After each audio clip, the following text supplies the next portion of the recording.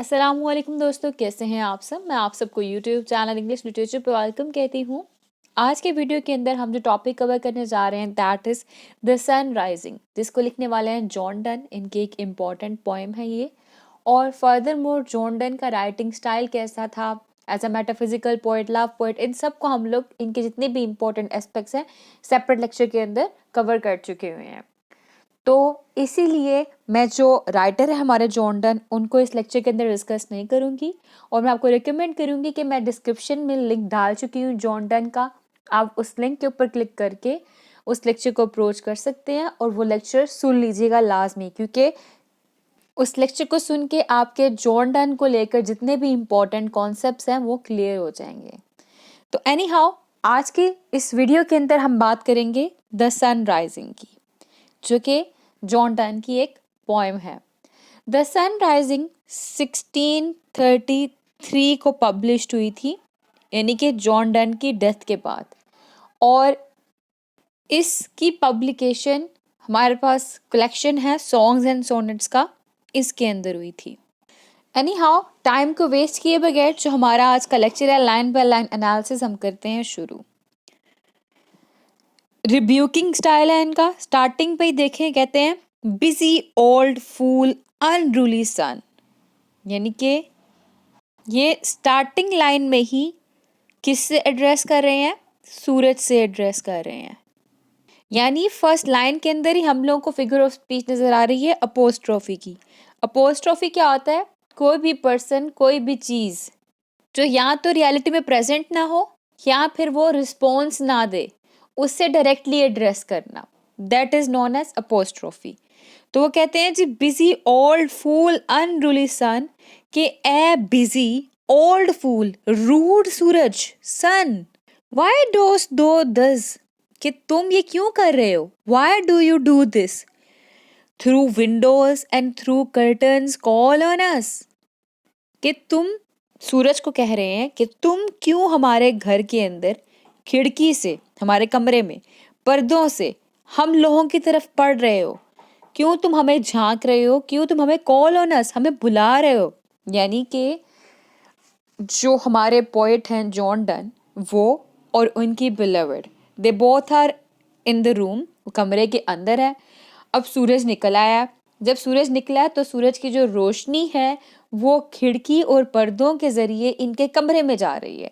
तो ये कह रहे हैं कि तुम ऐसा क्यों कर रहे हो? ओल्ड फूल अनरूली सन, रूड सूरज, तुम क्यों हमारे कमरे के अंदर झांक रहे हो? तुम क्यों हम लोगों को बुला रहे हो, जगा रहे हो? कॉल ऑन अस मतलब होता है कि सोए हुए इंसान को जगाना। क्यों जगाना? ताकि वो अपने बिस्तर को छोड़े और जो उसकी बिजी रूटीन होती है डेली की, वो वाली रूटीन की तरफ वापस है, काम शुरू करे। फिर है must to the emotions lovers seasons run, यानी कि जो लवर्स हैं, जो मोहब्बत करने वाले लोग हैं, वो तुम्हारे मुताबिक क्यों चले? तुम्हारे मुताबिक, तुम्हारे टाइम टेबल को क्यों फॉलो करें? पोइट जो है ना, वो यहाँ पे क्वेश्चनिंग कर करके रिटोरिक क्वेश्चन की फिगर ऑफ स्पीच को यूज कर रहे हैं। रिटोरिक क्वेश्चन क्या होता है कि क्वेश्चन कर करके एक ड्रामेटिकल इफेक्ट क्रिएट किया जाता है। और इस तरह से क्या होता है कि जो एक पर्सन है जो क्वेश्चन कर रहा है वो एक पॉइंट पे पहुंच जाता है। ठीक है, तो अब यहाँ पे उसने कह दिया मस्ट टू द इमोशंस, कि तुम्हारी मूवमेंट के according lovers seasons run, lovers जो है वो क्यों अपनी मूवमेंट करें, यानी कि लवर्स तुम्हें क्यों ओबे करें। फिर है सोसी पेडेंटिक रेच गो चाइल्ड। सोसी पेडेंटिक रेच का मतलब होता है गुस्ताख, मगरूर, अहमक, जिसके पास अकल ना हो, बेवकूफ इंसान। लेकिन खैर यहाँ पे ये इंसान ने यहाँ पे सूरज से एड्रेस करा है, तो इसने सूरज को सोसी पेडेंटिक और रेच कहा है। मीन्स कि तुम गरूर, मगरूरी, गुस्ताख, तुम अहमक हो, तुम बेवकूफ हो।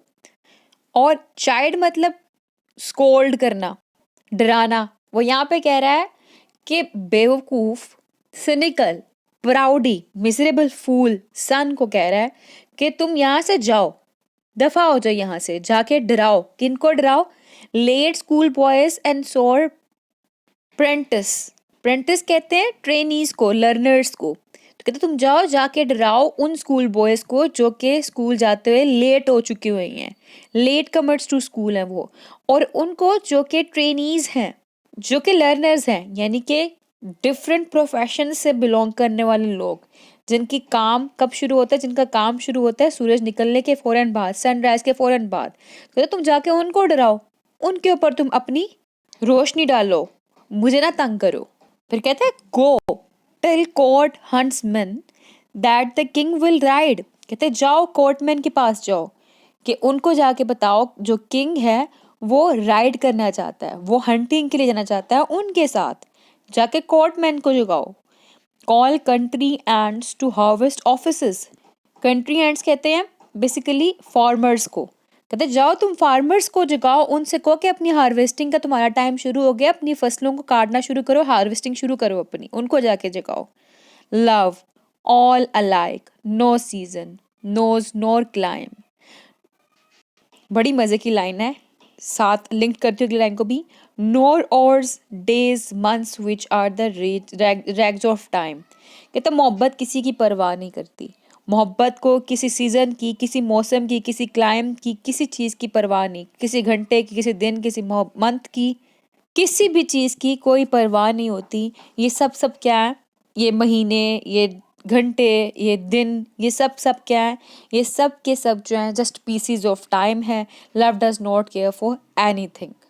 तो इस फर्स्ट टेंजा के अंदर ये पहली 3 लाइन यानी कि रन तक 4 लाइन सॉरी बहुत इंपॉर्टेंट है, और इसके अलावा इसके अंदर सोसी पेडेंटिक रिच ये भी लाइन इंपॉर्टेंट है, एंड देन लास्ट 2 लाइन्स बहुत इंपॉर्टेंट है, पेपर में बहुत दफ़ा ये आ चुकी हुई हैं। और इन लाइंस के अंदर हम लोगों को मेटाफिजिकल पोएट के भी एलिमेंट्स नजर आए, यानी कि इसने बहुत ज़्यादा फिगर ऑफ स्पीच को यूज़ किया, एंड फर्दर मोर हम लोगों को इन लाइंस के अंदर जो जॉन डन है वो एज अ लव पोएट भी नज़र आ रहे हैं। अब नेक्स्ट स्टैंजा स्टैंजा 2 देखते हैं, उसमें कहता है जी the beams so reverend and strong why shouldst thou think, कहता है यहाँ पे कि तुम्हारी जो रेज है, बीम्स जो तुम्हारी रेज है ना, वो इतनी रेवरेंट एंड स्ट्रॉन्ग यानी कि रिस्पेक्टफुल और स्ट्रॉन्ग नहीं है जितना तुम सोचते हो। ये फिर सूरज से ही डायरेक्ट एड्रेस कर रहा है, उसको कह रहा है कि तुम इतने पावरफुल, तुम्हारी रेस इतनी रिस्पेक्टेबल नहीं जितना तुम सोचते हो, क्योंकि कहते हैं आई कुड इक्लिप्स, मैं बंद कर सकता हूँ, and could them with a wink, एक आंख, विंक आंख बंद करने से, कहते हैं मैं तुम्हारी जो ये रोशनी की शुआएं है ना एक झटके में बंद कर सकता हूँ। वो झटका कैसा, मैं अपनी आंखें बंद करूंगा तुम्हारी शुआएं भी खत्म हो जाएंगी, तुम्हारी रेज भी खत्म हो जाएंगी।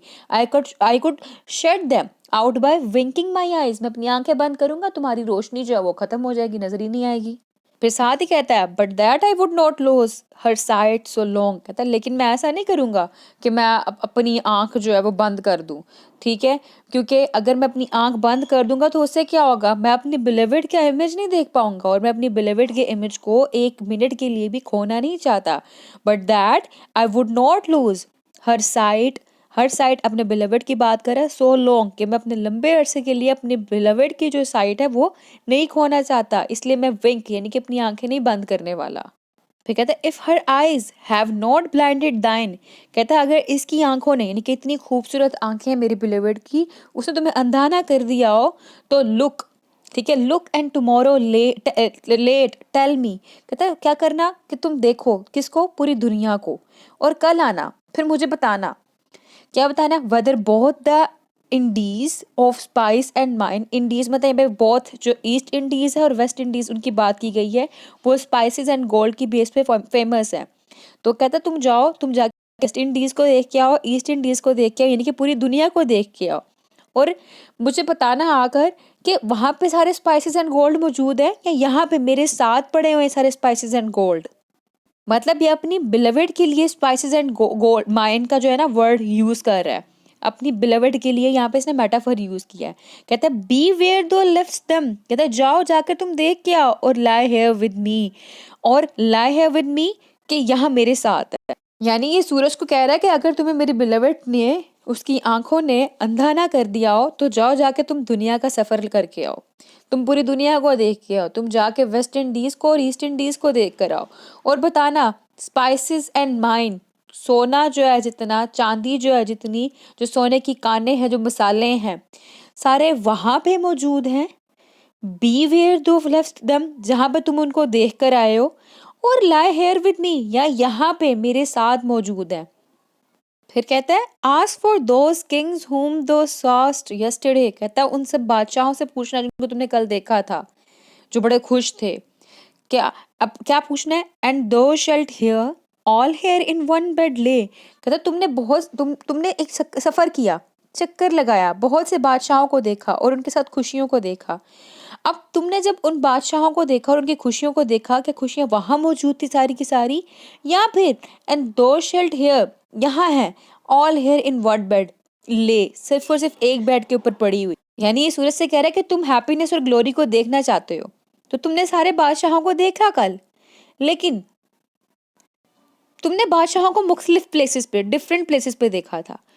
अब you can find all that happiness and glory here in one bed, कि तुम वो सारी हैप्पीनेस, वो सारी ग्लोरी जो है ना यहाँ पे सिर्फ एक बेड के ऊपर देख सकते हो। और वो कौन है? इसकी बिलवेड। इसके बाद नेक्स्ट स्टैंजा 3 है, वो कहता है she is all states and all princes I. अब यहाँ पे इसने अगेन मेटाफर यूज किया, शी इज ऑल स्टेट, अपनी बिलवेड को डायरेक्ट स्टेट का वर्ड यूज कर दिया गया है। और यहाँ पे कह रहा है कि मेरी बिलवेड इतनी ही प्रीशियस है जितनी कि पूरी दुनिया के अंदर स्टेट्स को इकट्ठा रख दिया जाए। ठीक है, तो इतनी मेरी बिलवेड प्रीशियस है। और क्योंकि इसने अपनी बिलवेड को पोजेस किया हुआ है, ये बिलवेड इसकी अपनी, तो कहता है एंड ऑल प्रिंसेस आई, क्योंकि मैंने मेरी बिलवेड को पोजेस किया है, मेरी ये बिलवेड मेरी है, तो इसलिए I am equal to all the kings, मैं हर किंग्स के बराबर हूँ। अब किंग के पास स्टेट होती है, इसकी बिलवेड एक स्टेट हो गई, यानी कि एक नहीं ऑल स्टेट्स हो गई, और ये खुद उसको पोजेस कर रहा है, दैट इज वाई ये कौन हो गया? किंग हो गया। यानी यहाँ पे भी इसने मेटाफर का यूज किया हुआ है। Any how nothing else is, कहता है यहाँ पे हमारे जैसा कुछ भी नहीं है, there is nothing like us, हमारे जैसा कुछ भी नहीं है यहाँ पे। मेरी बिलवेड सारी स्टेट्स है, स्टेट्स की तरह प्रीशियस है, और मैंने उसको पोजेस किया, तो मैं जो सारे बादशाहों के बराबर हूँ, और हमारे तरह का यहाँ पे तुम्हें कुछ भी नहीं मिलने वाला। Princes do but play us compared to this, कहते हैं princes do but play us, princes जो है, जितने भी शहजादे जो है ना, वो सिर्फ और सिर्फ हमारा रोल अदा कर रहे हैं। फिर है compared to this all honours mimic all wealth alchemy, कहता है जो वेल्थ, जो ऑनर हमारे पास है, अगर इससे कंपेयर किया जाए तो जितनी भी वेल्थ है वो सिर्फ और सिर्फ एक केमिकल है, और जितना भी ऑनर है वो जस्ट इमिटेशन है। यानी कि सारी वेल्थ, सारा ऑनर हमारे पास है। अगर हमारे वेल्थ को, यानी कि अपने बिलवेड और अपनी बात कर रहा है, कहता है हमारी वेल्थ को, हमारे ऑनर को दुनिया की वेल्थ और ऑनर के साथ कंपेयर किया जाए, तो दुनिया की जितनी भी वेल्थ है वो केमिकल है, और जितने भी ऑनर है वो जस्ट इमिटेशन है, देयर इज नो रियलिटी। यानी इसने बात को बड़ा बढ़ा चढ़ा कर किया हुआ है। जब बात को बढ़ा चढ़ा कर किया जाए तो उसके लिए भी एक फिगर ऑफ स्पीच है, उसका नाम है हाइपरबोली। इसको ओवर स्टेटमेंट भी कहते हैं, एग्जेजरेशन भी कहा जाता है। इसमें बात को बहुत ज़्यादा बढ़ाया जाता है। जैसे मैंने फ़ोन 2 दफ़ा किसी को किया और मैंने तुम्हें 100 दफ़ा फ़ोन किया, तुमने मेरा फ़ोन ही नहीं उठाया। ठीक है, वो 100 दफ़ा फ़ोन मैंने किया, बात को बढ़ा दिया, मैंने यहाँ पे हाइपरबोली का यूज़ किया। एनी हाउ, कहते हैं thou sun art half as happy as we, यहाँ पे फिर ये सूरज से एड्रेस कर रहा है, कहता है you sun are only half as lucky as we are, कि तुम हाफ लकी हो जैसे जितने कि हम लकी हैं। क्यों? कहता है in that the world's contracted thus, यानी कि हमारे लिए ये कमरा ही पूरी दुनिया है।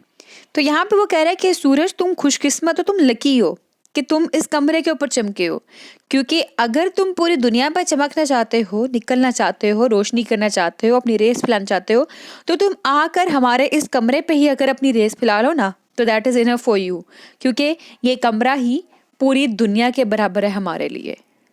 Thine age ask ease and since that duties be, कहते तुम्हारी एज, यानी कि तुम तो बहुत बूढ़े हो चुके हो, तुम्हारी एज जो है वो ईज डिमांड करती है, सूरज को कह रहा है। और सिंस दैट ड्यूटीज बी, तुम्हारी ड्यूटी क्या है? टू वार्म द वर्ल्ड, दुनिया को गर्म करना। ठीक है, दैट्स डन इन वार्मिंग अस, तुम ऐसा कर सकते हो, तुम सिर्फ और सिर्फ हमें ही वार्मिंग कर लो, तुम हमें ही अपनी हीट प्रोवाइड कर दो, तो तुम पूरी दुनिया को हीट प्रोवाइड कर लोगे। यहाँ पे ये माइक्रोकोजम की टेक्निक यूज़ कर रहा है। माइक्रोकोजम क्या होता है कि एक छोटा सा कमरा आपके लिए पूरी दुनिया के बराबर है, जैसे ये माइक्रोकोजम है। एक छोटी सी चीज़ आपके लिए बहुत बड़ी चीज़ के बराबर हो, दैट इज़ माइक्रोकोजम। तो यहाँ पे यही कह रहा है, उसको आगे अगली लाइन में देखें, शाइन हेयर टू अस, तुम हम पे चमको, एंड दो आर्ट एवरीवेयर, तो इसका मतलब क्या है? तुम पूरी दुनिया में चमक रहे हो, तुम पूरी दुनिया के अंदर, एंटायर वर्ल्ड के अंदर अपनी शाइन कर रहे हो। फिर कहता है this bed the centre is these walls the sphere. कहते हैं इस बेड को अपना पिवट होने दो, यानी सेंटर होने दो, एक्सिस जहाँ पे पूरी चीज रोटेट करती है। कहते हैं बेड जो अपना सेंटर होने दो, these walls the sphere, in walls को, जो इस कमरे की वॉल है 4 वॉल्स, इनको अपना ऑर्बिट समझो। तो देखो जरा कैसे आइडिया चेंज किया है। स्टार्टिंग कर रहा है, उसको डांट रहा है फर्स्ट स्टैंजा के अंदर, कहता है कि तुम तो बेवकूफ़ हो, हमारे ऊपर क्यों चमक रहे हो, जाके कहीं और चमको, ठीक है। और एंड पे कह रहा है कि तुम तो बूढ़े हो चुके हो, तुम्हारी जो बॉडी है वो रिलैक्सेशन डिमांड करती है, तुम्हारी ड्यूटीज़ बहुत मुश्किल है, तुम्हारी ईज डिमांड करती हैं, तो तुम्हारा काम क्या है, दुनिया को गर्म करना, दुनिया के ऊपर चमकना। ऐसा करो तुम हमारे ऊपर ही चमक लो, हम लोगों को ही तुम वार्म कर लो, तुम हमारे ऊपर चमकोगे, इट मीन्स तुम इंटायर वर्ल्ड के ऊपर चमक रहे हो। तो डोमिनेंट थीम इसके अंदर अथॉरिटी ऑफ लव है। इसमें love as a microcosm of the universe, मैंने आपको माइक्रोकॉज्म क्या होता है बता दिया उसका।